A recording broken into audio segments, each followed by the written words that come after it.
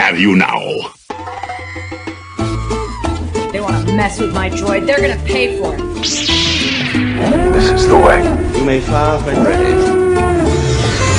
Blow that piece of junk out of the sky! The way you're fighting, you wouldn't have lasted long. Hello there. Kenobi! The ability to speak does not make you intelligent. Welcome to the Star Wars Station Communication Podcast. I'm your host, Carter, here with Colin, bringing you episode 6 of our brand new podcast where we cover all things Star Wars for all of our listeners all the time.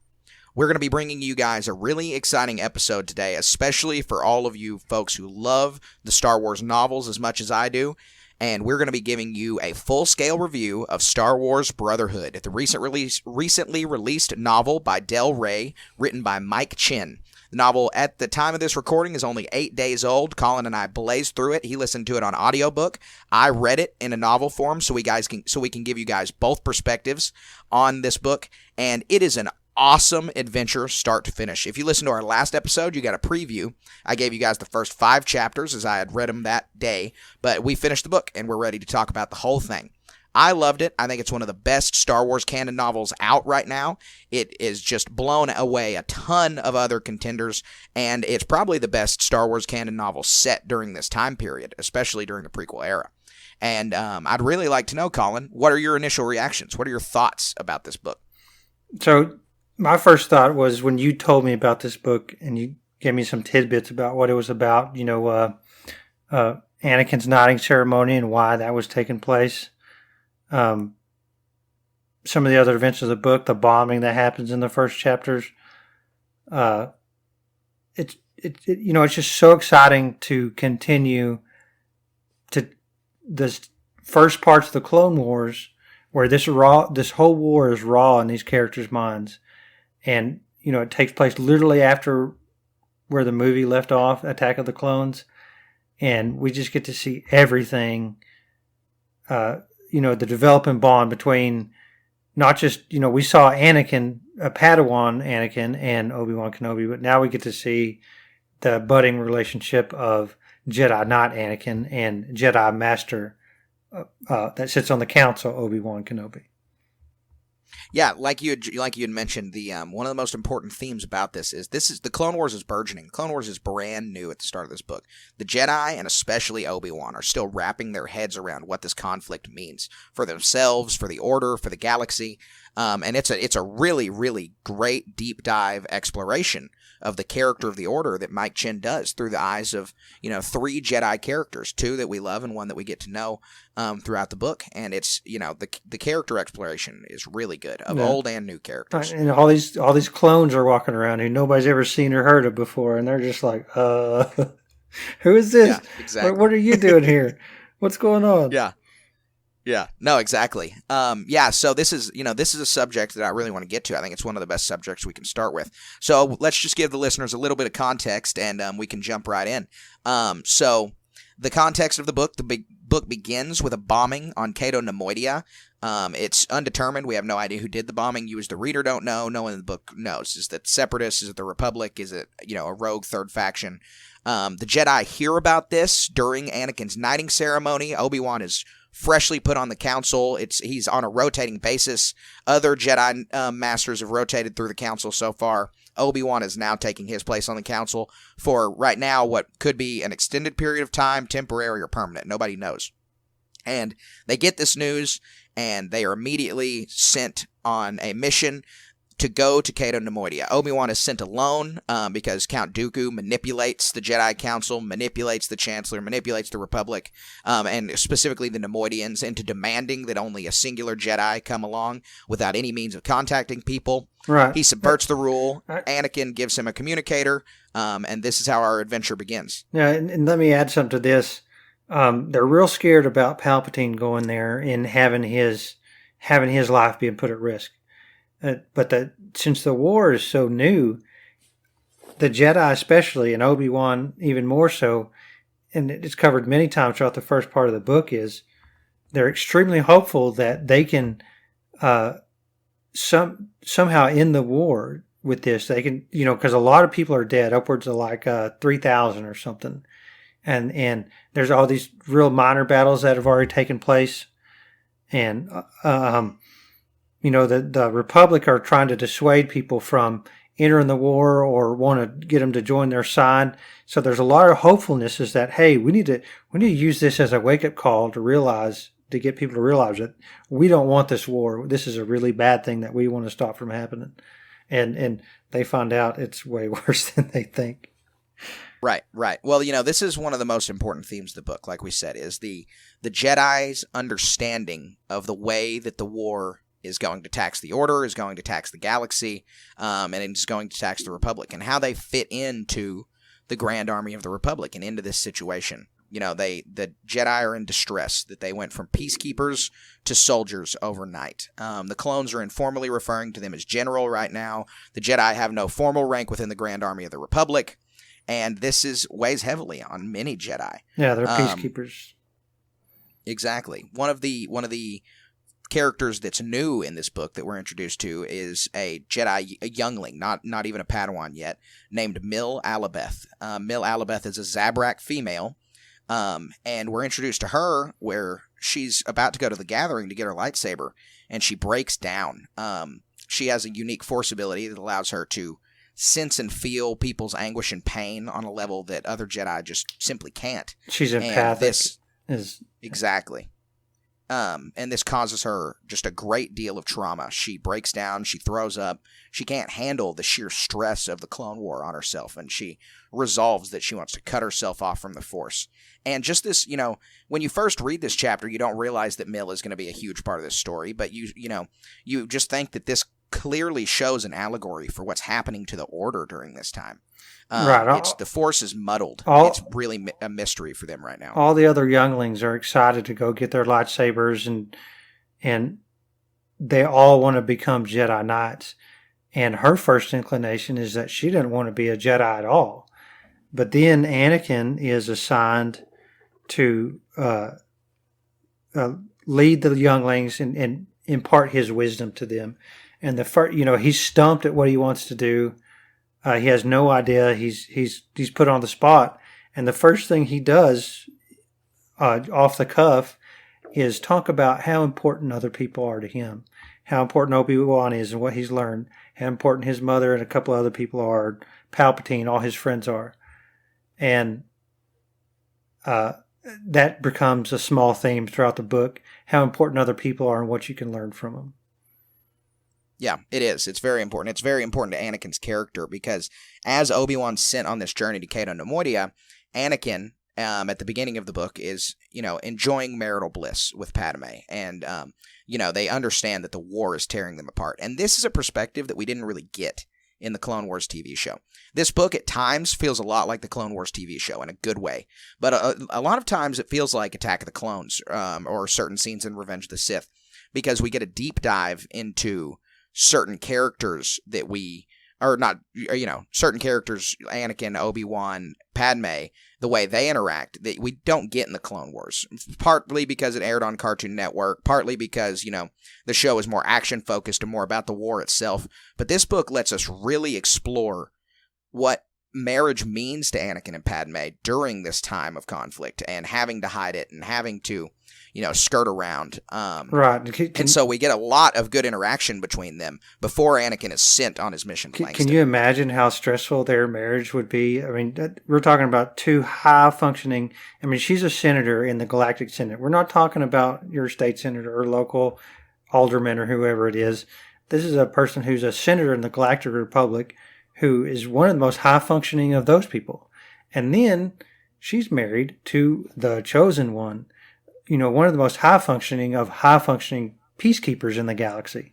I can imagine what stress takes place in their marriage. And so then we get to see a date that they go on where he rents a sports car, for lack of a better term, but a really fast speeder. And they go around and they have dinner. What did they go eat? I don't remember what it was. Do you remember? It was one of my favorite things. I'm sorry that when authors bring in these little side things like this, it seems like easy to gloss over, but really it brings some really good. I'll make a pun here. It brings some really good flavor to the writing of this stuff. So tell me what it is. I know you remember that. I can't remember what it is. Yeah, they describe this food in the book that is cooked on desert planets, is steeped in the coals of desert fire, buried underground to be cooked, and it says that they're, these foods are offered in desert planets across the galaxy. And so Padme goes to this specific restaurant in the Coruscant underworld. It's really like this kind of dingy, dirty place, and she goes there and gets this food for Anakin because she knows that it will, she hopes that it will remind him of Tatooine, and he eats it and thinks fondly about his time on Tatooine. But also, this is very shortly after he slaughtered the Tusken Raiders. It's very short after his mother's death. And so, as Anakin always is, he's deeply conflicted with emotions. And it's a tangle, a web of emotions in him. But he's deeply grateful to Padme as well for bringing him this food item. Yeah. And she even remarks how all the senators know the best places to eat. They're not from Coruscant. They're really just visitors there. And so they're always seeking out these cool things to eat. I really love the flavor of getting to see some stuff that we didn't get to see in the films. Most of what Coruscant is action scenes of assassins trying to kill people or them hunting down whatever, chasing after this. And so it's cool to see like a tamer side of Coruscant where it's not just people doing bad things. Well, slice of life Star Wars is some of the most entertaining Star Wars possible because, there are great novels out there like Battlefront Twilight Company or like Tarkin, or these novels that center on characters or groups of people that are very specific, very nitty-gritty down to the details of these people, but they kind of lose the, wider galaxy. And then there are moments like this, or like in Bloodline with Leia and her interactions with Han and that, and just discussing like food or calf or, going to an opera like we see in Revenge of the Sith and things like this that just add a depth to the Star Wars universe that you don't have in other media. One of the things that captured people about Star Wars in 1977 was that when you walk into Mos Eisley Cantina, this universe feels lived in. Every person has a story. Every character, whether they're on that screen for a second or longer, all feel like they have a long and unique backstory. Mm-hmm. And that's super important. And these kinds of slice of life moments help us understand the interconnectedness of the galaxy. Yeah, and then it's not just about Anakin and Padme. We get to revisit Obi-Wan going to Dex's Diner. And there's a lot more to that happens that's really cool. He's got this assignment. We probably glossed over that a little bit, but he's in place of Palpatine going, they negotiate with Dooku this highly restrictive assignment for Obi-Wan to visit Cato Nemoidia to investigate the origin and find the culprit of the explosion. But Dooku puts some constraints on him. He can't communicate, which him and Anakin, he can't communicate with the council, but Anakin's not on the council, so Obi-Wan can communicate with him with their secret communicator. So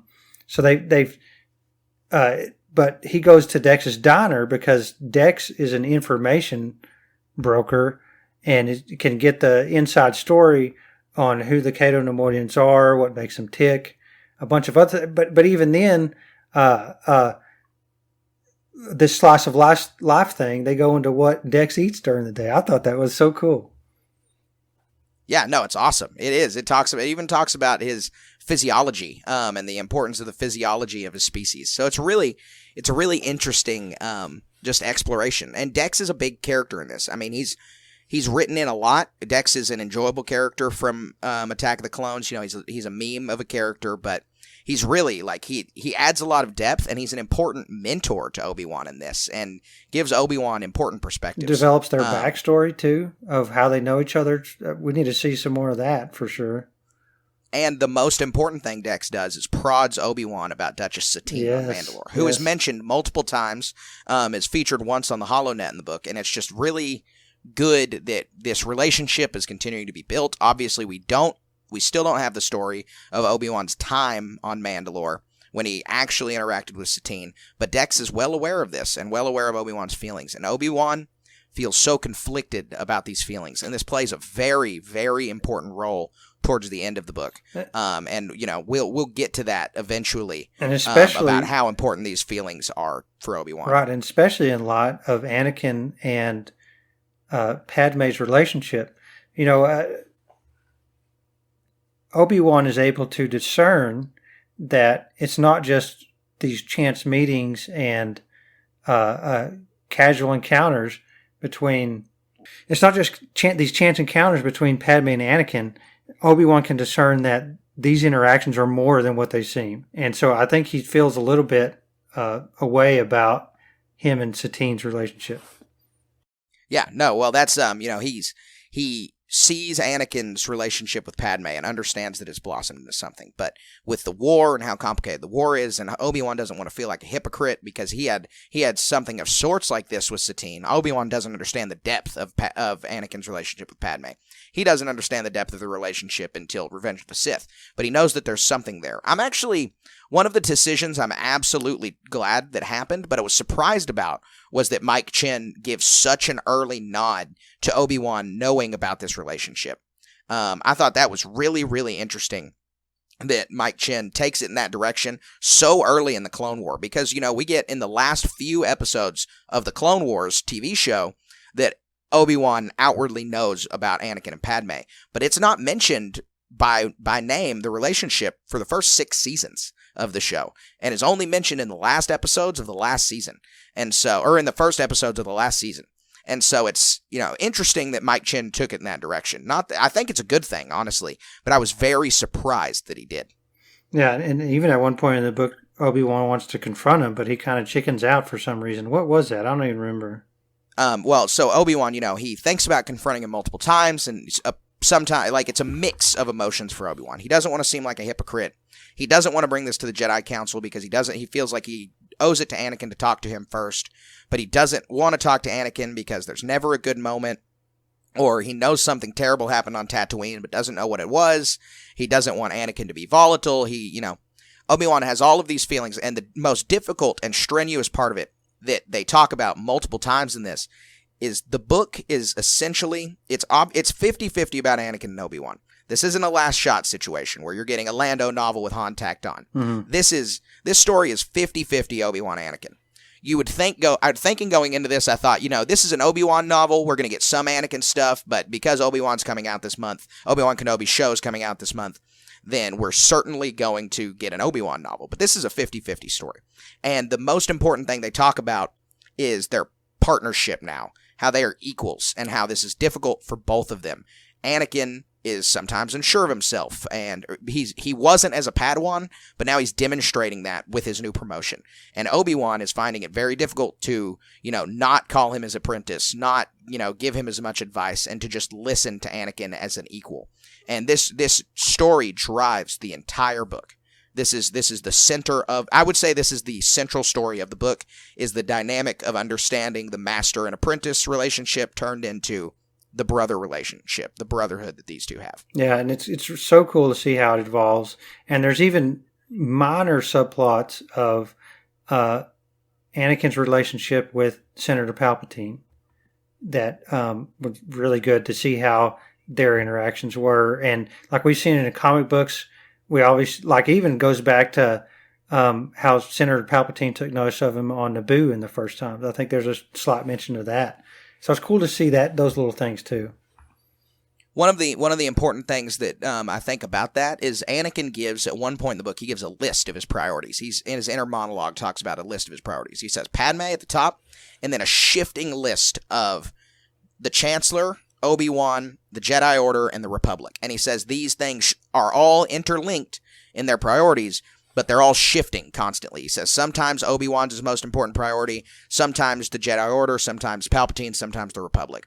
And, all of these things work together, and all of these things serve the same master in a sense, but they're not the same. And his responsibility to them can come into conflict, and we know what Anakin chooses in the end. He chooses Padme, but we know who he goes to try and do this in the end. But throughout this book, you just see that Obi-Wan is a huge priority to him, and that Yeah. he has a massive sense of loyalty to Obi-Wan, and it talks about how important loyalty is to Anakin Skywalker. You talk about choosing stuff at throughout the the end. book. Oh my goodness, it kind of caught me off guard. He's being a mentor to these younglings, and this wasn't something that I'm wholly aware of how that we get to see of how the Jedi appropriate their roles and responsibilities amongst the Order. One day they're off on a mission, another they're teaching younglings, another they're training lightsaber combat stuff. So it's cool to see that. But this, he spends a lot of time with these younglings. They go on a mission to deliver medical supplies to a planet that was attacked by the Confederates, and he develops a bond with all these younglings, and Mil Alabeth especially, and he helps her a great deal with the problems that she's having with being a Jedi or not, and it goes a lot more into that. But he says, you need to open your mind to the Force. You need to give yourself to the Force. And she does, and it changes her life, and she feels a lot better about what her station is within the Jedi Order. But, what I didn't expect was he's having all these interactions with these younglings. And I know they're not younglings at the end of the Clone Wars, when Revenge of the Sith takes place. But oh my goodness, these are kids that he saw and trained and did things with at some point, that he just did what he did to. That's kind of wild. Well, Anakin talks about how difficult it is to relate to these younglings, but after his mission to Langston, he forms a connection with this Mil Alabeth youngling. And, I really like this character. She's really good. She's clearly just an Ahsoka stand-in. Not to diminish who she is, and not that they're the exact same character. She has, but it's, the time period that this takes place in, Ahsoka right. can't exist. And she has, Ahsoka can't exist. Mil in Alabeth has Anakin's life. atypical And Jedi powers. Right. She is not identical to Ahsoka, but she serves the same purpose that Ahsoka does for Anakin's character that she does throughout the Clone Wars series. Mil Alabeth serves that as someone that Anakin can understand the finer points of mentoring and leading to. And so Anakin, we see Anakin really averse to even interacting with this youngling to, even at the end of the book, he's protesting, I'm never going to take a Padawan, but it's clear that this relationship has so deeply affected him getting to mentor this person that a Padawan is, close on the horizon, as we all know. And so he has a really unique relationship with Mil Alabeth because she talks about how much she wants to leave the Order and how difficult it is, and Anakin talks about his struggles about being in the Order in the first place and how different he is from everybody because of his early childhood experiences of, knowing his mother and being a slave and things like that. And it's a really, really important dynamic throughout the book that, like we said, it's the master and apprentice story and understanding Obi-Wan and Anakin's relationship, and Anakin's half of this story is understanding the master and apprentice relationship through the eyes of Obi-Wan, through the eyes of the master, and understanding what it means to impart your wisdom upon a person. And this, by the end of the book, gives him a much deeper appreciation for Obi-Wan, which was very important to establish. Because if you look at the way the characters act in Attack of the Clones to the way they act in even the first episode of the Clone Wars, Obi-Wan and Anakin's relationship goes from one of kind of competition and derision, or, unfriendly competition and kind of exasperation with one another in Attack of the Clones, to, at the beginning of the Clone Wars, being a much more brotherly relationship. We needed this book to move. It fills in a lot of gaps of how they got, the start of the Clone Wars, he's just a Jedi Knight. So it's really cool to see how he that transition from. The whole ceremony is really cool. Palpatine welcoming him in. He even attends another one, not just his own, of because they're knotting all these Jedi as fast as they can to fight this war. Yeah, well, that's like we said, the Jedi have no formal powers, nothing like that in the Grand Army of the Republic. All they have is this kind of, we work with the clones, but we don't know how they interact with us. They say general informally. No one tells them to say that, but these guys are bred as soldiers. They don't really know what else to say. These people command them. They must be the general. And so this difficult relationship and the need to knight Padawans and to, put younglings on the battlefield. One of the points of contention is, why are the younglings coming with Anakin to Langston? It was just a battlefield for the Separatists days ago, and now they're putting younglings in danger. And it's Palpatine speaks to him about the necessity of this, that, they need it for the war effort. Everyone's going to have to grow up a little bit faster. Obviously, Palpatine has, negative intentions with these comments, but that's not clear to anybody yet, and they just accept this as a necessity of war. And it's very unfortunate for the Order as a whole. Obi-Wan gets to Cato Neimoidia, and he's greeted by who? Who's the first one he sees on there? Aayam. He's greeted by the defense minister of the Trade Federation. I really enjoyed depicting in my head what Cato Neimoidia felt like. Even in the first chapter, when you read about the bombing and how their cities are constructed, it's really cool. But I don't. Right, because we get a very brief glimpse of Cato Neimoidia in Revenge of the Sith, and I think that's all that we get of it. I don't even know if it shows up in the Clone Wars or not, but I know that we get just the briefest of glimpses during the and so it's a really neat sounding planet, kind of swampy. All the cities are built suspended in trees or on mountains, and the characters are really cool. Roog and her guard partner, Ketar, they have their own brotherhood that they're having to deal with the whole time. Roog is an accomplished assassin, the best of the best. Where have we heard that before? And Ketar is not as accomplished as Roog is. So because Roog is so much more experienced than Ketar, she's not susceptible to, we haven't talked about who the CIS, it's not just Obi-Wan that is going to Cato Neimoidia. The Separatists are also sending their own representatives. Do you want to talk about that? How they revealed this? Yeah, so, you were talking about seeing Roog and Ketar work together in this master and apprentice relationship. That's really important for Obi-Wan on the other side of the coin, of the Anakin and Obi-Wan relationship, and Obi-Wan seeing the way another person interacts with their apprentice, Ketar being Roog's apprentice, and him understanding that the butting heads nature of his and Anakin's relationship isn't unique, and it wasn't a failure on his part, and it's not just an Anakin problem. Maybe these qualities are amplified in them, but it's not just a fault of theirs. And then, like you said, there's a huge wrench thrown into Obi-Wan's plans on Cato Neimoidia, and this is this unknown emissary of Dooku. And this unknown emissary is also an assassin like Roog, but it is Asajj Ventress. Is this her first? And this is the first interaction that Obi-Wan has with her. He doesn't even know her name yet. And she is there to cause a lot of trouble, just as Ventress is. This is a great interpretation of Ventress. This is Ventress at her peak, being evil, because throughout the Clone Wars, she's abandoned by Dooku. Throughout, Dark Disciple, she pseudo gets redeemed. She's never truly redeemed, but she becomes a better person, a more feeling character. But right now, this is Asajj Ventress at her worst, at her peak Sith pawn level. Right, and the reveal of her in this was very fascinating. You have to be a fan of Star Wars. She's kind of a minor character in the grand scheme of things. She's not in any of the movies, obviously. She's in the Clone Wars cartoon. And she should have been in a lot more of the episodes, I think. But is this her... Well, she's one of the most endearing characters from the Clone Wars. Is this her first canon appearance officially? It should... we have flashbacks from her time in the Jedi Order, from her time as, starting as Dooku's apprentice.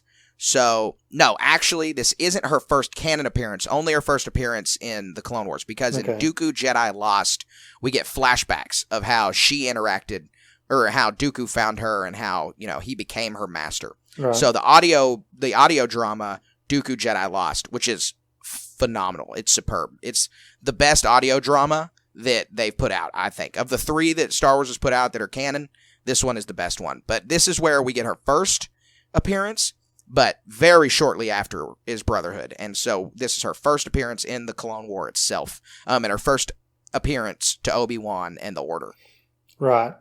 And so Obi-Wan is on Cato Neimoidia investigating. He's constrained by Dooku's demands. He's constrained by not being able to go out and conduct a proper investigation because Ventress won't let him. She constantly watches him.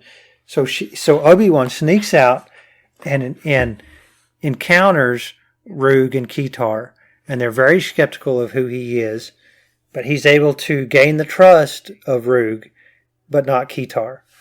And they fly away and go do their thing, and he finds a secret bunker that has some vital information that he is able to send to Anakin using his communicator, that Dex is able to find out what the meaning of it is, the authenticity of the data. Is it what they really think it is? I really like this part of the novel because the city's crashed on the surface, and we get to see some interaction with some of the wildlife and how the Neimoidians deal with that, and it even develops further later on in the novel. It's some little plot points that are really cool.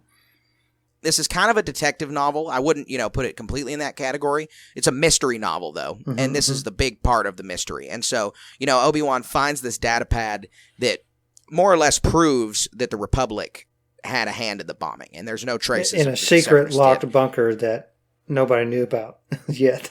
Right, and the characters from the Republic, they have no idea if the Republic was involved. This is still, they're operating in good faith, saying we're going to get to the bottom of this no matter who did it. And nobody knows. We don't know as readers, and they don't know as characters who actually perpetrated this bombing. Obviously, there are hunches, but there's no way to tell. And this data pad is the first piece of evidence that's given to the reader and to the characters, and it basically says the Republic did it. And this is something really, really concerning, obviously. They go through this while Obi-Wan's transmitting this data. Asajj is just getting into Ketar's head, and she takes him down to that bunker that we learn Asajj set up and had that data about the Republic being involved and using Republic explosives and all of this proof. She's the one who had that bunker in the first place, and she's kind of just slowly pushing Ketar over the edge. He is super afflicted. Not just by this happening in the first place, not just by the bombing. Obviously, the bombing is what set him off, but he is so conflicted about how the Republic and the galaxy at large treats Neimoidians, disrespects Neimoidian culture, sees them as one-dimensional beings who only care about numbers and risk assessment and only work for the Trade Federation. And he feels slighted. He feels like that his species has been slighted by the galaxy at large, and Asajj is absolutely taking advantage of this. Right? Yeah, it's a xenophobia theme that is every Neimoidian has this suspicion that their thoughts and cares aren't really cared about, and so she's the devil on his shoulder, speaking ill, and going to get him to be a patsy for everything and do even more bad things and trying to do just cause the most havoc and mayhem and chaos that she can. Absolutely. You see, in this, she shows Ketar that there are bombs, and then she says, let's go see what else the Jedi's hiding. They slice into Obi-Wan's room. She uses her lightsaber to cut through the case that Anakin gave him for the comlink that's supposed to only be able to be cut by a lightsaber, and she finds the comlink. Anakin is frantically trying to contact Obi-Wan because he's found out that the data pad's data is verified and that this did happen, that the Republic had a hand in the bombing. And Asajj is on the other line. Anakin has no idea who she is. She says something into it, then crushes doesn't crush the comlink. Anakin crushes his comlink, and he understands that Obi-Wan's been compromised. And so we know Anakin Skywalker, one-track mind, is immediately going to disobey the council, disobey the orders of Cato Neimoidia and the rules around this investigation, and run to Obi-Wan's rescue, because that's what Anakin does. Yeah, and so this is at the start of a point in the novel, in the book, where you're really worried about how is this going to play out. It looks like almost the end for Obi-Wan. He's been found out that he's quote-unquote violated the rules. Later on, like he's brought into a council meeting, and Keytar is basically the prosecutor, and they even play the audio of Anakin saying to an audience and to the planet as a whole, really, I guess, of that data is confirmed. The Republic was behind this, and so like we're going to try him in the what was the arena that they were going to try him in? What was that called? The Grand Theater of Judgment. Yeah, the Cato Nemoidia Grand so Theater that of Judgment, which is a public arena. Picturing that in my head, and so this is like, oh, there's so many things here that make this so good. So it's like picturing this grand theater. I think is like some ancient Roman thing or something, like the Colosseum, where they're gonna just heavy-handedly convict Obi-Wan because of the damning evidence. And well, this is Obi-Wan's second time in a Coliseum in a few months because he had just been in a Coliseum handcuffed before, and now he's back with the at it. Nemoidian shouting at him. Yeah, but more the point I want to make is like, the way that this Nemoidian city is set up. There's the Colosseum, and later on it talks about how we're not just these math people. We're not just these trade people. We don't just care about money and doing all this stuff. Look at this architecture. Look at how this is and how we do things. It's not just what you think we are. It's a wake up call to Anakin and some of these other characters that there's more than meets the eye in what's going on here. Yeah, no, absolutely. You're right. This is kind of where the novel really heats up. You can tell the climax is coming. Obi-Wan's behind bars. Anakin is on his way. Mil Alabeth comes along. She tags along with Anakin against his protests, but he has no time to argue. He's got to go along. So they're coming, hurtling in a rinky-dink shuttle from Langston on the way to Cato Nemoidia. Obi-Wan is confronted by Roog, the guard, who still trusts him, still thinks he's an honest person and operating on good faith. And she gives him new data that she discovered from her contacts that says the Separatists did this bombing. And keep in mind, the data on both these data pads is confirmed true. You have, Republic bombing equipment and Separatist bombing equipment, both perpetrating different parts of the same attack. And so it is a totally muddied situation. This Obi-Wan isn't thrown into a panic because he's Jedi and he can control himself, but he's definitely concerned. And it's clear that they start to see that something is afoot here more than just, oh, the Separatists did this or the Republic did this. That there's, a deeper perspective to this conflict. Something that Dex tries to get him to see early on in the book, something that Roog kind of pushes at here in the middle of the book, and that we finally get the revelation at the end. This is a constant theme through the book of people trying to get Obi-Wan's gears turning in his mind to stop seeing this conflict as so black and white, because it's not the Galactic Civil War. It's not the Empire and the Rebellion, where the conflict is not completely black and white, as we saw in Rogue One, but a little more black and white than the Clone War. And so it's a really important pivot point for Obi-Wan's character throughout the Clone Wars TV show to understand this specific instant. Right, exactly. And I mean, you hit the nail on the head. And it's so important. Like one of the goals for Obi-Wan and the Jedi and the Republic in general is they want to recruit the Nemoidians to the Republic side. They want them to not be neutral anymore. And I think at this point in the novel, Satine even says, hey, join the neutral systems. It's not all bad, right? Was that at this point or was it later on? I don't remember exactly. Satine has given speeches a few times throughout the book. She has given speeches on neutrality just a little before Obi-Wan's put behind bars. And then there's a bigger one coming at the end that she talks about. Yeah. So so much is up in the air of there's so many consequences. Like Obi-Wan's behind bars. Are they going to execute him? Like, we know Anakin's on the way. If you're a Star Wars fan, you know what happens. But we get to we get to see the action play out, and it's very riveting, very fascinating. It starts out, Obi-Wan's not going to let them take him to the Colosseum. He yanks his lightsaber out from the guard's hip where he has it bound. He gets his shackles off, and he just goes bounding from rooftop to rooftop and hides his lightsaber and lets himself be captured. And he goes to the Colosseum, and Anakin shows up, and he's got this grand plan. It's even better than that. We're forgetting R2-D2 shows up at the end of this, and even more. R2's a big part. Yeah, R2's a very important part. I wasn't expecting him at all. C-3PO was in a minor thing, but the first half of the novel, the droid's not in it, and it's such a refresher to see him get to play, see the droid get to play a role in this thing that I wasn't expecting, and a really good one too. Yeah. So, like you had said, Anakin arrives to the planet. Obi-Wan's about to be put on trial. Anakin arrives just a little bit over a day. He says, "We got to go find Obi-Wan." But as they're rushing to go find Obi-Wan and figure out how to do this, R2-D2 alerts Anakin, "Hey, there's a bomb in this building." And Anakin says, "A bomb?" And he says, "Search for more." And R2-D2 finds bombs out across the city. They're in a pattern encircling the Colosseum. And it's the same bomb material. Anakin doesn't know this, but we as the reader know this. It's the same bomb material that Asajj gave to Keetar chapters ago. And so Anakin now has a tough decision to make. Go find Obi-Wan or disarm these bombs, because we have no idea when these bombs are set to detonate.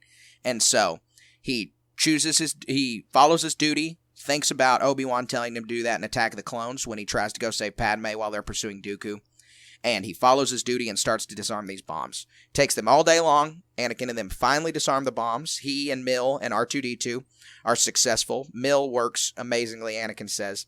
But then they don't have time to go find Obi-Wan. So they know they're just going to have to help Obi-Wan in the moment in the arena. And so they take a nap under a Nemoidian bridge, which I thought was pretty funny. A pretty funny visual that they're just sleeping out on the street when they have a shuttle somewhere in the city. Yeah, as humans on this Nemoidian planet, or humans and a Zabrak on this Nemoidian planet. It's funny. Yeah, it is. And so then, the next day dawns, Obi-Wan is taken in front of the trial, and this is where we get the negotiator. General Grievous calls him the negotiator. We see Obi-Wan always trying to negotiate throughout the Clone Wars, throughout Attack of the Clones, all of that he's in. He's a rule follower, he's a stickler, but he's a phenomenal orator. He could have gone into politics. For a guy who's not brave enough for it, he definitely could have made a great politician. And he just gives a rousing speech to the Nemoidians, apologizing for the way the Republic has treated them, saying this is wrong, that we've been xenophobic against your people, but we didn't perpetrate the bombing. I need more time. I know that there's something afoot here. Just give me a little bit more time. Let me analyze the data that you have. Or he doesn't reveal his source. It's a really big deal in this part, because he knows there's more out there. He knows there's more to it. But if he names names, Asajj is going to go whack Roog, and that'll be that.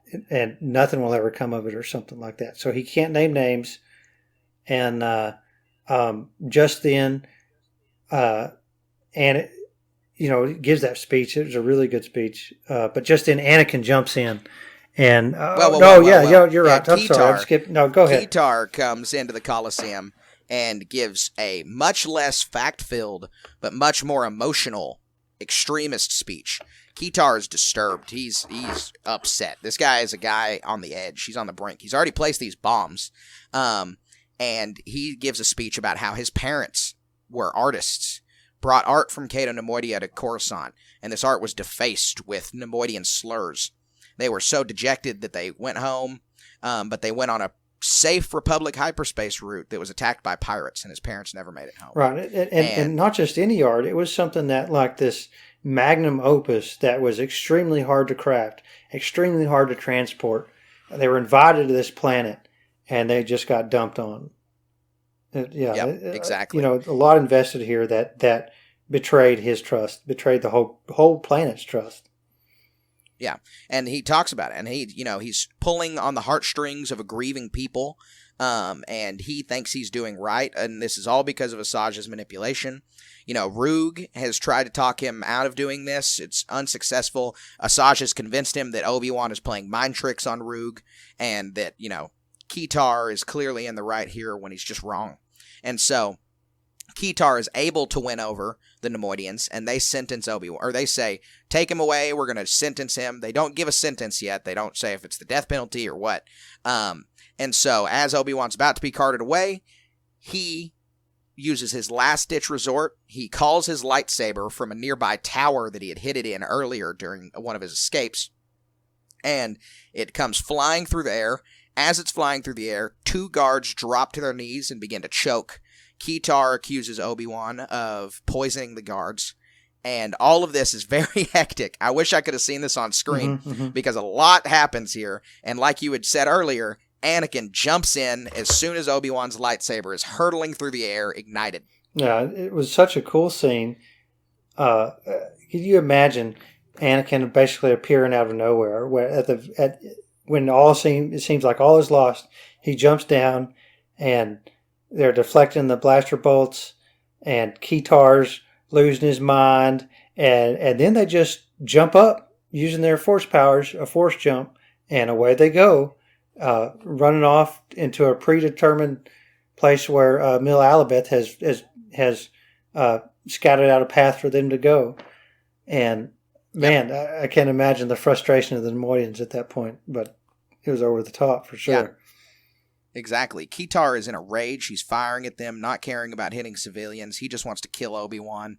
Like you said, they jump, and now there's a chase through the city. They have battle droids being deployed, uncurled. Roog is sniping from a tower, helping them kill battle droids, trying to give them an advantage. They use Mil's ability of empathy. There are emergency infirmaries all over the city because this bombing was so devastating, and she has used her empathy ability to scout these places and understand that they're unguarded. There are no guards around the infirmaries, and so they take a quick path through these infirmaries, try to get to their ship, but Obi-Wan says, no, before we go to the ship, we have to go to the archives to get this data about this being a Confederate operation as well as a Republic operation, because we need both pieces of data to give to the Jedi Council. So, right, there's this chase scene, they get there, they get the data, and it turns into a whole spy episode at this point. You know, there's a bomb, one of the bombs that they defused. There's a final confrontation with Keetar, and Roog has to shoot him and disable him, and it's just very hard finality to the Keetar character. That's kind of sad because he was manipulated the whole time into his zealotry by Asajj Ventress, and his partner has to shoot him to stop him from. But he's been pushed to this extremism, like you had said. Yeah. And he's just this broken guy, but he's so unrepentant. He at no point throughout the whole book even realizes that he's done wrong. That he set up bombs around his own home planet, his own home city, to destroy important cultural landmarks, to make a statement about how the Republic doesn't care about them. And he has absolutely no qualms about the whole situation. Yeah, and this is one of the saddest parts. And Roog even says, it's like, I did my duty. I did what I had to do. You're doing this. You're killing indiscriminately. This is wrong. Right. And Roog struggles throughout the whole book. Not struggles, but accepts that she has killed people, wrong or right. She's done it for the Nemoidians. She says that there's all kinds of perspectives on it. She's not unrepentant. She's definitely reflective, but she doesn't see it as a problem to try and disable. It's for the Keetar advancement of her people and culture. What Keetar was going to do was destroy his culture, kill people indiscriminately without, in furtherance of something that wasn't positive. Exactly. So, we come to this, Obi-Wan and Roog have to fight each other to try and give Roog a chance of not being framed as a traitor. It's caught on camera, so the Nemoidians might think that she was actually trying to stop them before Keetar comes to and labels her a traitor. While they're fighting, Anakin and Mil split off. They go into a sewer grate, and they're about to get to their ship when on the outside of the sewer that opens up to a wide spilling area all the way down to Cato Nemoidia, Asajj Ventress' ship comes into view, and she starts blasting at them. And she comes out of her ship and engages in the first lightsaber fight we get to hear about with Asajj having with a Jedi. And it's really cool. It's an awesome fight. Yeah, it's all punctuated by the risk of Mil Alabeth. He wasn't supposed to be there.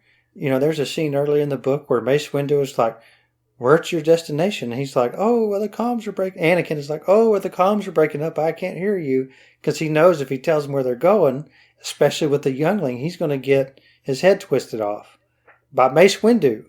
That would be bad. Yep. So this whole fight, which is extremely riveting, extremely fun to imagine, especially in this audiobook because they have the lightsabers bouncing off each other in the background. But you got this youngling flipping out in the background. Oh my gosh! He doesn't have to just fight a lightsaber fight. He has to protect the youngling from a psychopath. Yeah, exactly. And there's just this intense fight. Rocks are being thrown through the Force. He's trying everything he can to fight Ventress. He's one of the smaller plot lines is he's trying to understand how his mechanical hand operates and how to really get it down. And he's been struggling with it the entire story, not being able to do things, being slower to react to things. There's sand stuck in it from Langston. Yeah, throughout the book, they mention how terrible it is that he has sand stuck in it. A quick aside, I'm sorry. A quick aside is that like a meme in the book? Was Mike Chen? Is he like saying something to us by bringing up sand and all this stuff? No. I think Mike Chen is interpreting the line from Attack of the Clones as George Lucas had originally intended it.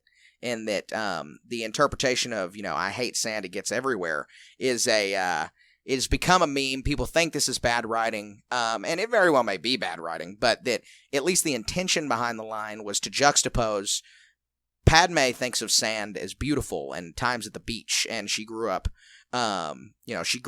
in this great, really high place that had, sand is a good thing. To Anakin, he was a slave on a desert planet. Sand was only bad. And so this is here to reinforce how hard Anakin's entire interaction is with this device, and his entire interaction with sand getting in his hand. It's total allegory. It's a complete allegory for his entire relationship, and it's Mike Chen whose love of the prequels shines through out this entire story, just trying to help be a part of the rehabilitation of the prequels and a rehabilitation of the way that the way that people understand this specific line is my interpretation of his inclusion of it in the book. Really good points. That's a very insightful. I'm glad you put it that way. That's really good. I appreciate it, and I think that after we see Anakin struggling with his hand all book and with sand stuck in it and all of that, he finally comes into his own and understands that he just has to adapt. The way he had to adapt by becoming a knight and not being an apprentice anymore, the way he's had to adapt his whole life, this is just another moment that he needs to adapt to. And so he adapts to the use of his new mechanical hand, takes on a new fighting style, and this is where he turns the tables, causes Ventress to tuck tail and run, just like she always does, just like Grievous always does. After a quick confrontation where they're pulling Mill through the Force, Asajj is saying, I'm going to train her, she's going to become my apprentice. Very Darth Maul style against Kanan and Rebels, that kind of thing. Pulling on Mill and Anakin and Obi-Wan. Obi-Wan comes in. They're able to save her. Obi-Wan disables Asajj's ship. She has to go before it crashes. And they're able to kind of rally and get out of there and get to the ship and fly back to Coruscant while transmitting the data to Padme, who was in Naboo at the time, and is able to kind of, not have a Republic victory. And, this is clearly a loss for the Republic. The war is now heightened. The war is getting more extreme. And I was really happy to see this. I think that a Republic loss is a good story. We don't have very many Republic losses in the Clone Wars show. There's like 3 or 4. And we don't get to see the Republic fail. And at this, they pretty much holistically failed. They were able to salvage this data, but, the Trade Federation remains neutral, the Neimoidians remain neutral, and the war only escalates from here. And, at the beginning of the Clone War, the Separatists win victory after victory. So it was very important to frame this not as, a story of the good guys always triumph, but a story of extremism and a story of the way that war can just cycle down and continue to get out of hand. Right, exactly. And I mean, the speech Obi-Wan gave and trying to reconcile the relationship of the Neimoidians versus the Republic, that's not even a victory either because, their world is devastated. They're ready and willing to convict Obi-Wan and do the worst to him, and he was able to get away. The book doesn't go into it, but how does this reflect on the Republic? Like is Obi-Wan a wanted criminal? And then there's Anakin. Anakin blew up a Trade Federation ship by himself. So, like, is he a wanted criminal? That's just a funny talking point. But right. Yeah, it's not a win for sure. And that's, war is a series of battles that are fought and won or lost. And so this is the reality of war, that you can't win them all. And just an overarching huge amount of fun.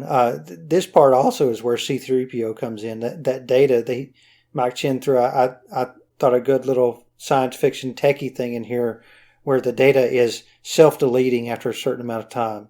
And C-3PO is able to step in and record and preserve the data so that they can figure out hopefully exactly what happened down there. I thought that was a really cool bring in of the C-3PO character that, we didn't just leave him out wondering where he was the whole time. Here he is with Padme getting to do more stuff. It was really fun.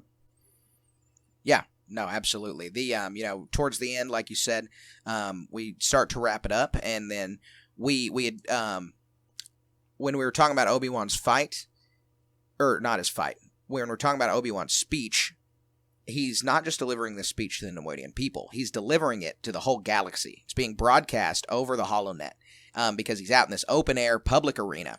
And so Obi-Wan is aware of this. He knows that he's speaking to the galaxy.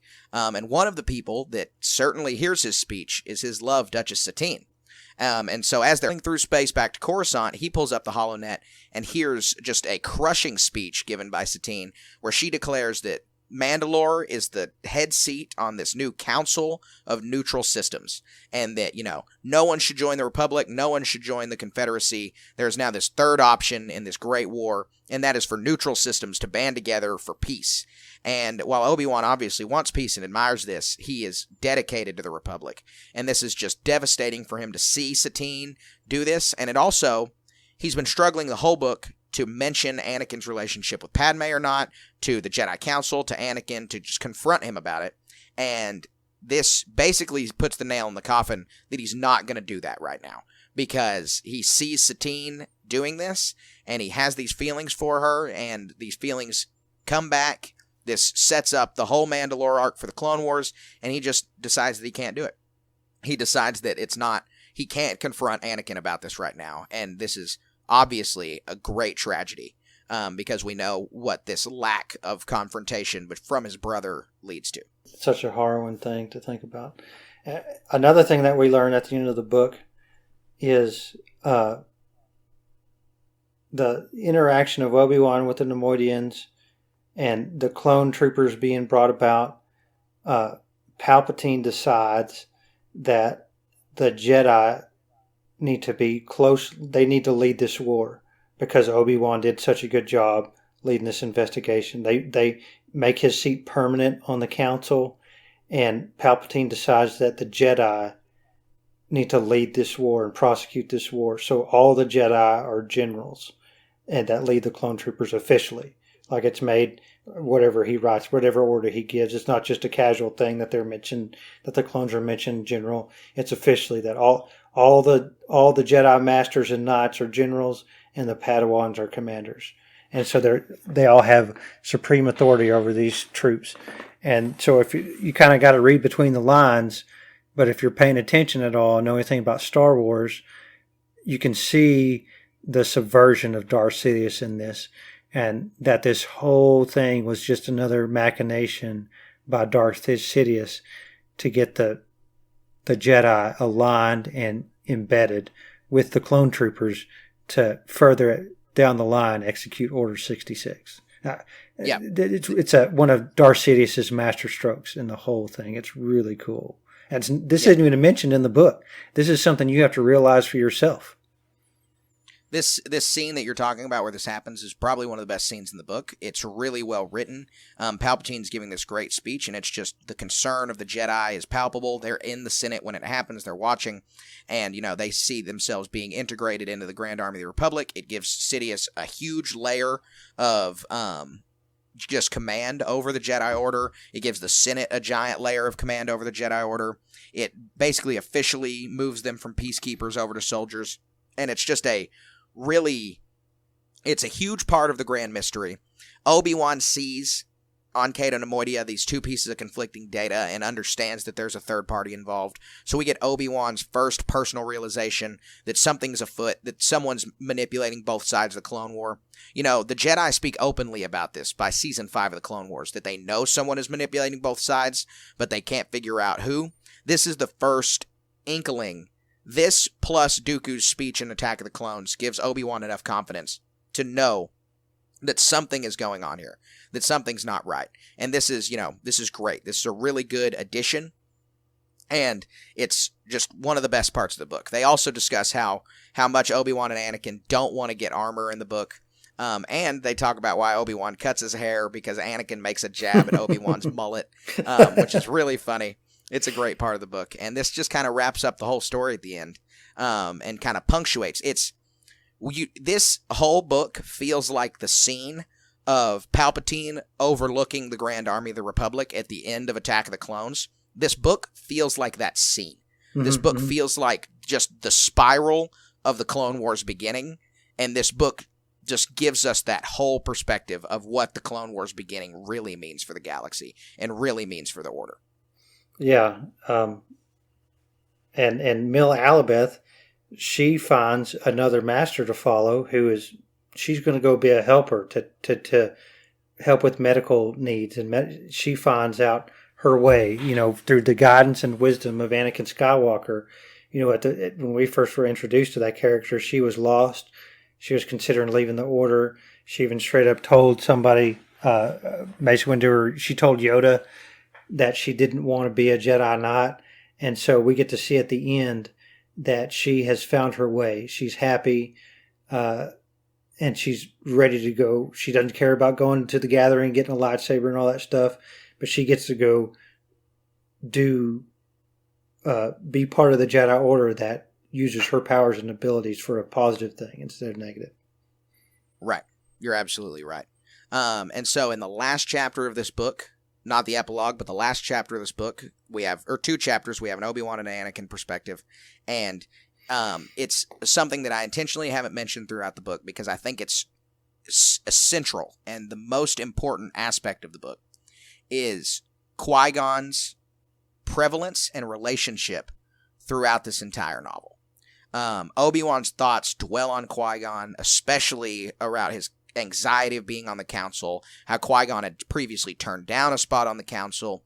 Anakin feels Qui-Gon at many moments. We know that in Attack of the Clones, we hear Qui-Gon scream no to Anakin when he's slaughtering the Sand People, Qui-Gon manifesting his voice in the living force.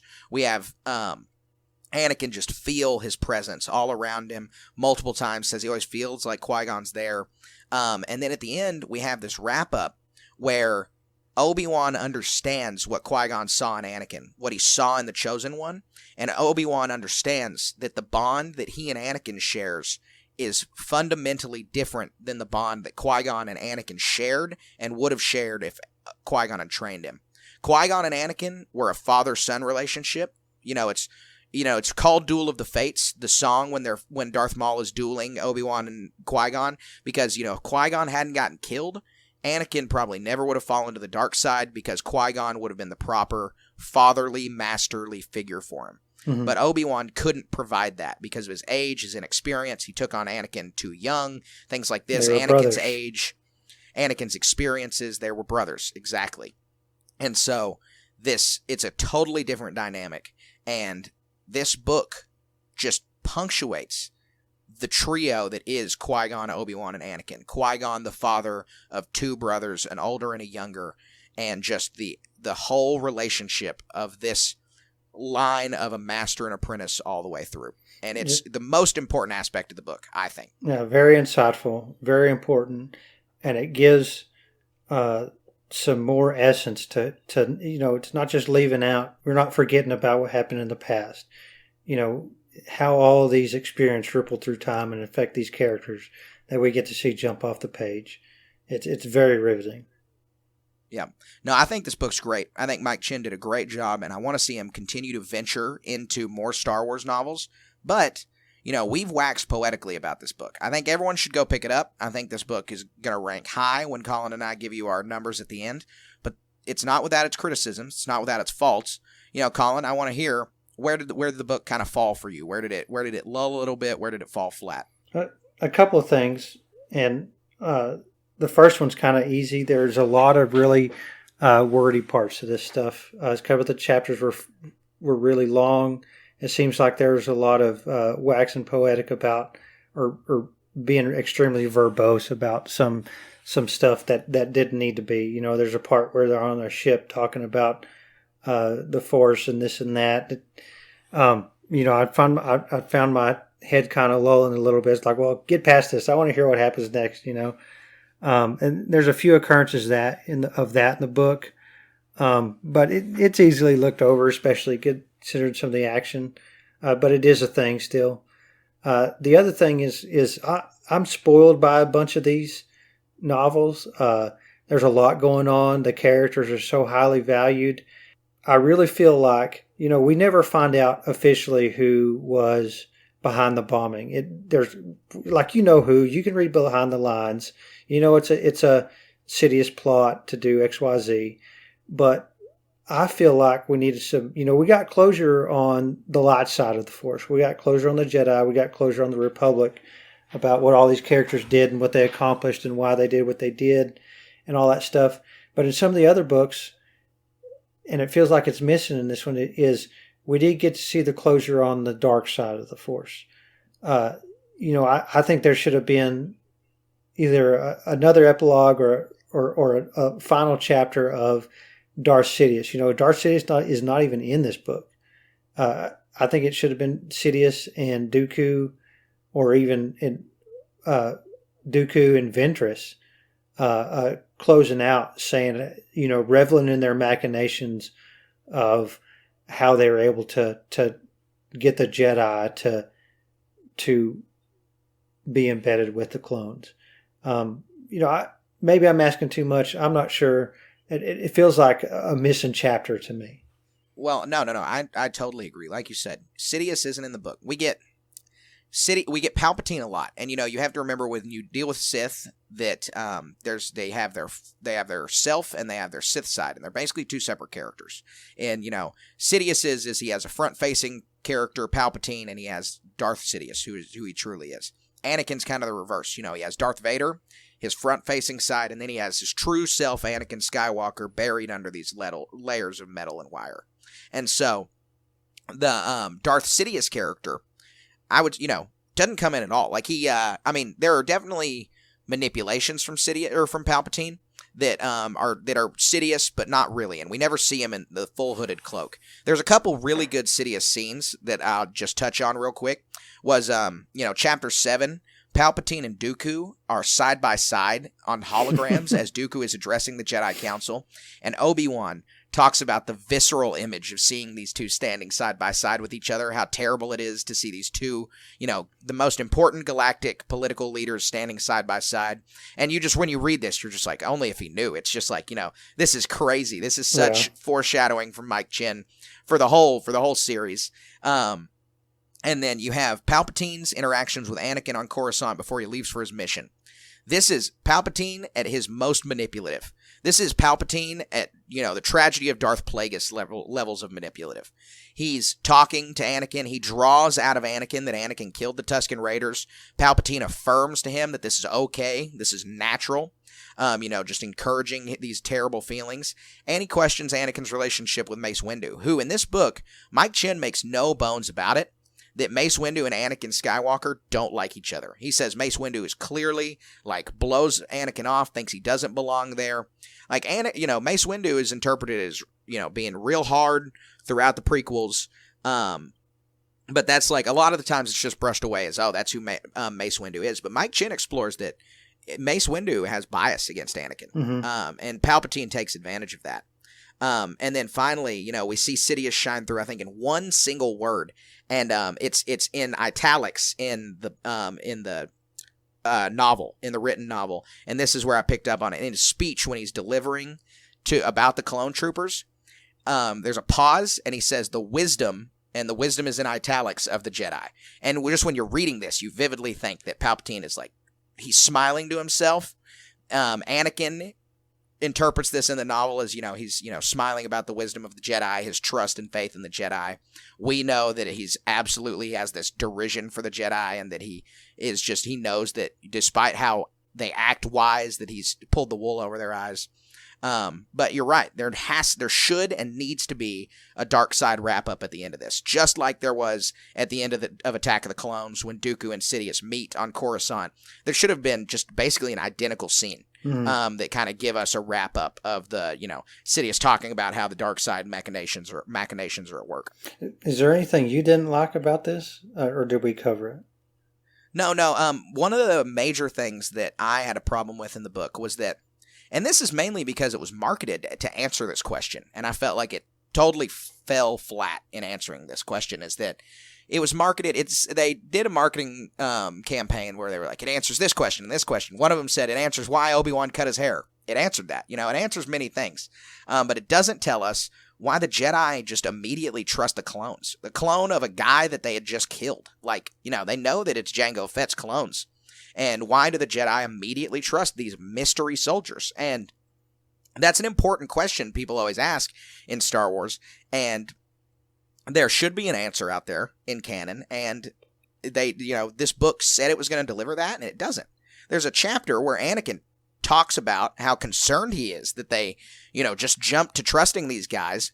And then in the same chapter, he brushes it away and is like, oh, but they're great soldiers. They're so respectful, and they'll do anything for you. And it's amazing to be able to command this number of troops and get this amount of things done. And the book just never addresses the thing that it promised to address. And I thought that was, had they not said they were going to address it, I may not have even thought about it. And just thought, this will be answered in some other form of media. But they had said that they were going to address it, and I just never saw it addressed at all. Yeah, it seems like Palpatine just said, okay, this is just the way it is. And they're like, okay. I mean, some casual mentions of them being skeptical, especially when it came to them wearing armor and stuff. But, yeah, you're right. Yeah. But, it's, other than that, it's a really good read. I had the privilege of reading it. You listened to it on audiobook, and you had a different experience than me. These scenes are really well written. I'd be reading certain scenes, and I heard Ewan McGregor the whole time for Obi-Wan. Mm-hmm. I love the guy who plays him in the Clone Wars, but I still just had Ewan McGregor's voice. But for different scenes for Anakin, if he's dealing with Padme when they're on their date, things like that, it's totally Hayden Christensen voice in my head. Mm-hmm. But when when we're listening to him in a battle scene, or when he's like verbally jousting with Obi-Wan, I really hear Matt Lanter's voice from the Clone Wars. And so I think the writer did really well to capture both of these aspects of Anakin and marry them together in the same book. Because while they're the same character, obviously they're a little bit different interpretations just by nature of who the actor is that's playing them. And this is why I would hear them differently in my head. But the book at least holds them together and tries to tie them as close as possible. And I thought that was really, really good. But I thoroughly enjoyed the book. I'd be curious to see what you rated on our scale of 1 to 10. Oh, and a 1 to 10? Let's do a 9.6 is what I want to say. Wow, you loved this book. Yeah. Is this your favorite canon book? It has to be. I really like the Tarkin book, but this one does it better for me in a sense of I really enjoyed the setting. We don't get to see much of Neimoidian throughout. We know who Newt Gunray is, and he's a doofus. But like getting to see Rue, getting to see Keytar, getting to see the leadership, and realize that there's more going on here than just the Trade Federation and the extremist that Newt Gunray is. All the action scenes, I really like the lightsaber combat stuff. And this is one where we got to see where Ventress was going at with Anakin. I was hoping it'd be more with Obi-Wan or something, but I'm not going to complain about something like that. I really like the suspense of seeing where this is going to go. As far as, Obi-Wan's in this Coliseum, and we don't know what's going to, we literally know what's going to happen because the rest of the story, but I'm willing to suspend disbelief enough to like, oh my gosh, this is really bad, and seeing the Clone Wars is one of my favorite aspects of all of Star Wars. I really like the prequels and all the politics of it. I really like the manipulations of Darth Sidious and Palpatine, and getting to see all the behind the scenes stuff of how that happens and all the little different things. It really does it for me. And then as a final thought on my rating is all the little, like we talked about the food earlier, and the importance of Cato Nemoidia, all the little architecture things and the way that they do things, and understanding their culture, seeing the animals on their planet. That we've seen other novels where all that stuff is an afterthought. It's like ham-fisted as far as a Star Wars novel goes. And this one's really cool. Mike Chen does such a phenomenal job of integrating all these really tiny aspects to create this finely woven tapestry of a phenomenal book. Yeah, no, I totally agree. I mean, I think it's great. It's in my top 3. I don't think it's my number 1. I think that Bloodline still surpasses it, and I have to really think about where it and Master and Apprentice kind of fall together. Maybe The Light of the Jedi from the High Republic. But it's up there in one of the best canon books so far. Absolutely. It's a great read. I can't wait for Mike Chen to write more Star Wars. I hope that the reception of this is so good that they bring him on to write a whole lot more Star Wars. I mean, they brought on authors whose books have just flopped and let them continue to write. So if they don't have Mike Chen start a new Star Wars book tomorrow, then it's a crime. But I'd probably give it about an 8.5. I think that it sits about an 8.5 for me. I think it's really, really good. I think it's well put together, and that there's just very few problems with the book. Like you had mentioned, the slice of life stuff is just so good. I love the slice of life stuff when it's in Star Wars. The understanding of the Jedi Order is really good here, really important. And then I was worried that, we're only on 3 planets for the whole book. There's, Coruscant, Langston, which we're not even really on. I mean, there's like three chapters take place there. And then Cato Nemoidia. And so, Star Wars stories normally take place on way more planets than that. Even in TV shows, they can sometimes venture to more planets than that in an episode. And so, having an entire novel centered around 3 planets was a choice that I wasn't sure I was going to like, but that I ended up loving. Because, I mean, Cato Nemoidia is now one of the most fleshed out planets in canon, probably. Mm-hmm. We got Coruscant, Tatooine, and a couple others, and Cato Nemoidia is up there, including being on screen for a couple seconds. I mean, it's up there for a really fleshed out planet now. He talks about their government structure, everything. It was a deep dive into these people, and he said he wanted to do that. I know Mike Chen had said he wanted to do it similar to how Deep Space Nine had dove into the Ferengi, for any of our Trekkie listeners out there, and I think it's pretty similar to that kind of deep dive, and how the Nemoidians are treated, just like the Federation kind of thinks of the Ferengi. Yeah, there's a lot of parallels there for sure. Yeah, and so that's what I think. I think that I'd give it about an 8.5. It was really good though, and I think that everybody should pick it up. Exactly, I'll second that. Go buy it. Go listen to it. Yeah. So, we talked about this book a long time. It shows how much we enjoyed it and how much we want you guys to read it. But we won't stall you any longer. We'll hop right into the Holonet news because there's just about 2 news stories, but one of them is huge. So we'll start out with the smaller one that is still really exciting, and that is Jedi Fallen Order has officially gotten a sequel title. We know that the title will be Jedi Survivor. That's all the information we have. We know that we'll probably get a trailer next week at Celebration. Celebration is less than a week away right now at the time of this recording, and so we will have a lot more to talk about probably next week. And hopefully we'll even deliver you guys a whole Holonet news episode. Colin and I are going to have a lot to do next week with 2 episodes of Obi-Wan coming out and and Star Wars Celebration, but we want to deliver you guys the reason y'all come to us is to hear the Star Wars news, hear our analysis of Star Wars, and so we want to give it to you. So hopefully we'll be able to deliver you a special episode of the Holonet news. So be on the lookout for that, where we'll cover more about Jedi Survivor. Yeah, I love Star Wars games. We talked about Lego a lot. We've talked about a Fallen Order a bunch, and we hopefully get to continue right where we left off, or not long after, and see what Cal Kestis does. I know we're going to see that, but I'm so anxious to see what the next chapter is.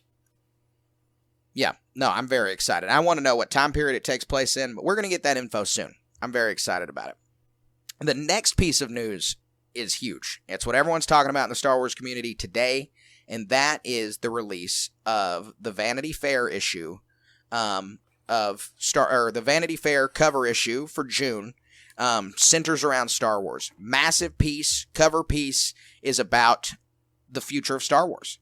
And the title of the piece is Star Wars, The Rebellion Will Be Televised.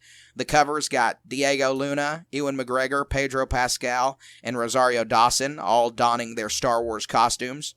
And it's a great shot. I mean, there's awesome pictures from this. We've got Mon Mothma, played by Genevieve O'Reilly. We've got Reva and Darth Vader side by side. There's just some really, really cool looks in this Vanity Fair piece, and there's a lot of news to cover from it. Yeah, it's a very feature-rich and fact-rich, and all the inside details on how stuff came about, like some stuff on Grogu, some stuff on the Cassian Andor show, what it's about.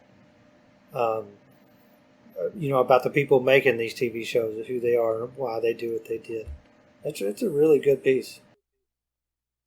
Yeah, you're right. There's a lot of great stuff just throughout it. One of the best parts that we get out of the piece is we get release dates. We get timelines for when things are going to be coming out.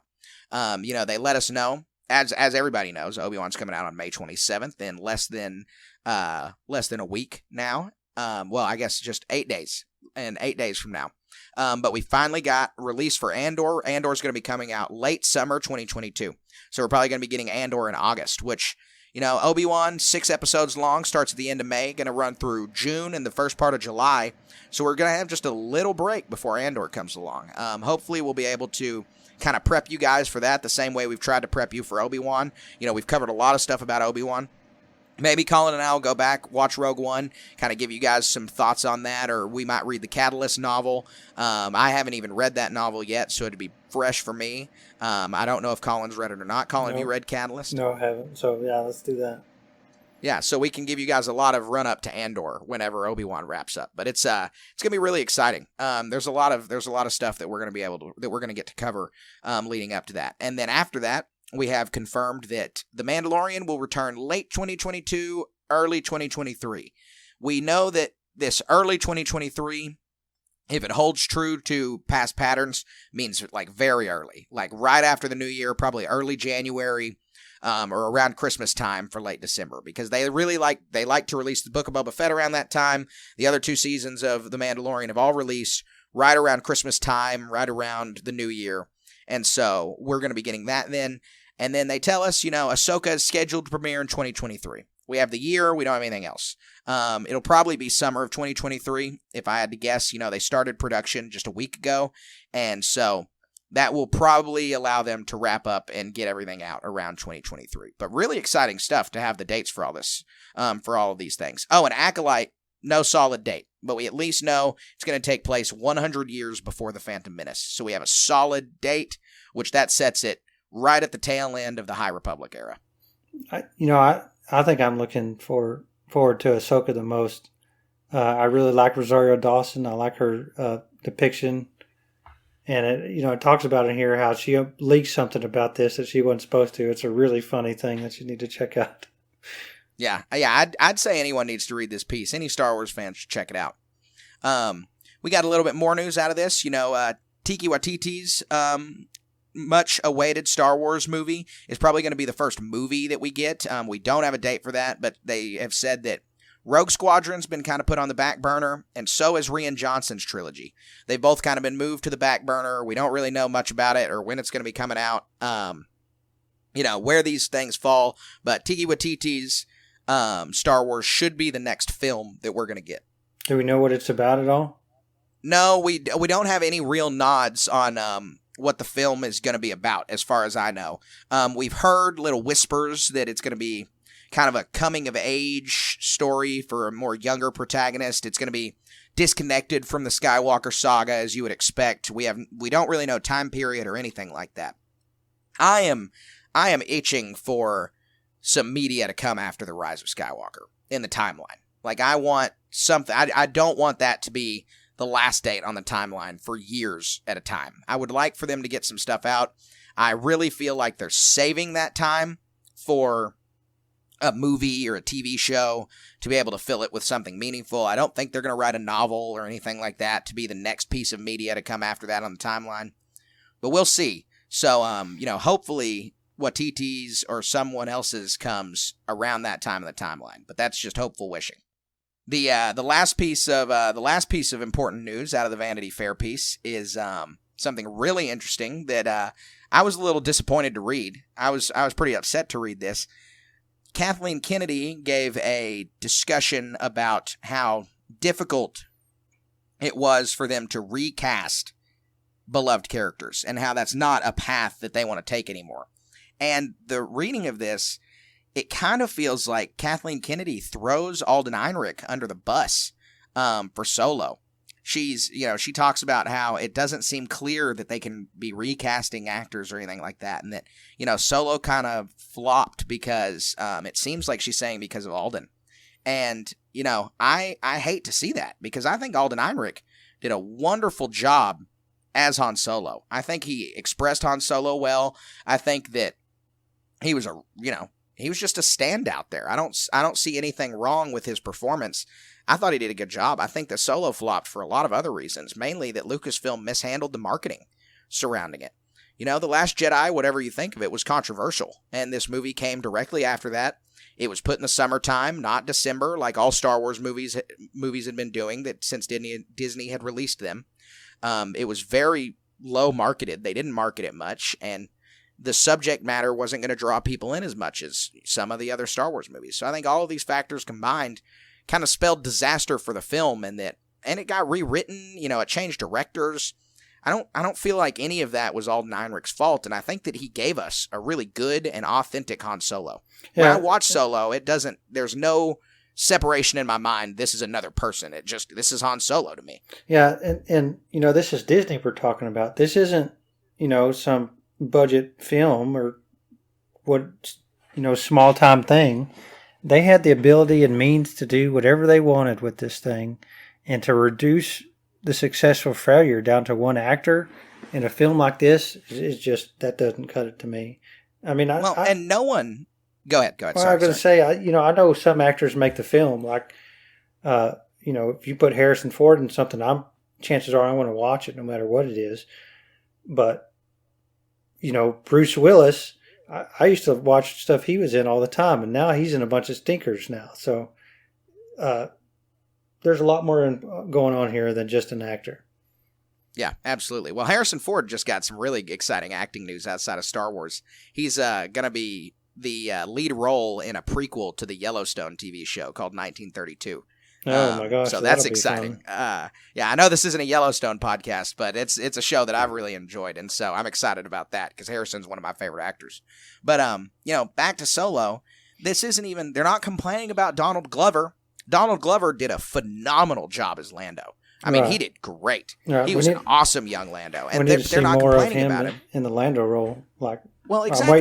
They're talking about a Lando TV show. They're not going to cast Billy D. Williams in a Lando TV show. And so they're going to cast Donald Glover, right? Or they're not, from this article, doesn't seem like they're going to go with a third choice. They wouldn't recast the recast.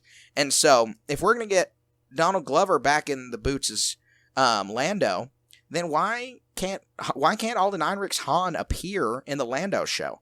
Why are we just casting Alden Ehrenreich's performance to the side? It's something that I have a pretty big problem with. I don't think that Lucasfilm has steered the franchise in any kind of wrong direction. I've enjoyed almost every product that Disney has put out to some degree at least. But I really like Solo, and I hate to see that they are blaming the financial woes of the movie on this one actor. Right. So, with that said, that is the end of the Holonet news segment. Lots of exciting stuff. Ending it on a little bit of a controversial point, but we're gonna finish the podcast strong with the Star Wars moment of the week. And Colin, I see you have a really exciting Star Wars moment of the week written down, and I really want to know what it is. So, what's your Star Wars moment of the week? Why don't you let people know about it? It really is a fantastic thing. I'm planning out my Obi-Wan cosplay. I know I've talked about this before, but I want this to be a really top end. I want to go to a convention and be confused. I want somebody to be like, "Oh my gosh, Obi-Wan!" I don't want it to be like some cheapy costume you get off the rack at the Halloween discount store. I want high quality boots, high quality robe. I want I'm hoping Disney comes out with their saber or some other type of real high end replica lightsaber. I want the tunic to be the high quality thing. I'm trying to decide if I should make it myself and become like a seamstress style thing, or pay some high quality person to do this. But I'm making some headway towards figuring out all the little details. It's not just buying something you see on Etsy and hoping it fits. There's measurements involved. I don't want to walk around a convention or go and meet some viewers of our podcast in some boots that don't fit. I've done that before. It's excruciating. And so I can't give credence to the characters that I like if my feet are hurting the whole time, And I want this thing to be done right. I want my depiction of Obi-Wan to jump off the screen or off the page, and I want to have fun with it. And to me, this attention to detail is really what's going to put it over the top when we go out and talk to people and meet fans in the lines. There's so much opportunity here to do it right. And so that's what I did this week, was research some small aspects of this, trying to get it done. And it was a lot of fun. It takes effort. It's not something you just casually do. Yeah, no, that sounds great. I'm really excited to see your costume as it comes together. I'm really excited to see it. Cosplay is really cool. It's gonna be really neat. Let me ask you this. I can't wait to see you put it together. I'm dedicated to it. Should I go with mullet Obi-Wan or cut hair Obi-Wan? Yes, because I can do either one. You absolutely have to go with mullet Obi-Wan. I'm sure that your wife is gonna love that. Yeah, she's gonna think it's great. Yeah, I'm growing my hair out. What for? Oh yeah, I wanted to pick Obi-Wan with a mullet. Oh my gosh, I'm gonna get in trouble for that. Yeah, it'd be a good one. That's great. What was your moment of the week? I want to hear it. I had, thinking about all week, I had a certain moment of the week that was cool. I don't think it was any problem, but I had a way better one last night. I was sitting in the airport in Miami, and I just am sitting at my chair reading Brotherhood in the airport, and I keep seeing out of the corner of my eye some blue flashes on this guy's phone screen, and so I'm being a really bad person, like a really bad eavesdropper, and I'm like kind of catching glances of his phone screen. I'm like, those are lightsabers. And so I keep seeing it, and I'm like, there's like two blue lightsabers, and it's like clearly not Attack of the Clones. It's clearly not like, it's none of the sequels, it's none of the prequels, and I can't really figure out what it is.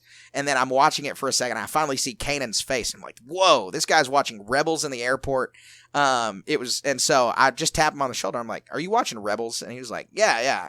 I was like, I really like this show. And I was like, that's awesome. I love Rebels. For most of the listeners, they probably don't know, Rebels is like my favorite piece of Star Wars media outside the movies. I like it better than the Clone Wars. I like it better than the video games. I like it better than the Mandalorian. I think Rebels is like it. I think it's really good. And so I was super happy to see someone watching it in public. We struck up a conversation. This guy says he's in a chronological watch through, just like me. That's cool. I let him know he's got to watch Fallen Order because he hadn't played it. He didn't know it was canon. I was like, yeah, go back, watch the cutscenes. It's going to give you a lot of perspective when Obi-Wan comes out next week. He's like, yeah, thank you. He pulls up a video on his phone. He's like, have you seen this real lightsaber that people are making? It's like this plasma torch thing. He's super excited. We're just having a great conversation in this airport. And so it's awesome to get to see Star Wars fans like this in the wild and just get to see them, interact with people who love Star Wars as much as we do. He's as dedicated to go through a chronological watch through. He's watched all 7 seasons of the Clone Wars, watched all the prequels. Now he's on Rebels, and he just keeps trucking along. And I think that's great to get to see someone like that who wants to see it. I kind of want to emphasize, you said in the wild, if you go out and do something in regards to Star Wars, like I went and saw Ray Park, and for one example, and there's like on the 4th, there were some local Star Wars celebrations that I was unfortunately unable to attend. But, you're going where the fans are. And like, think about going to the grocery store, going to the airport, like in this case, or going to the hardware store, and you run into somebody wearing a Star Wars T-shirt.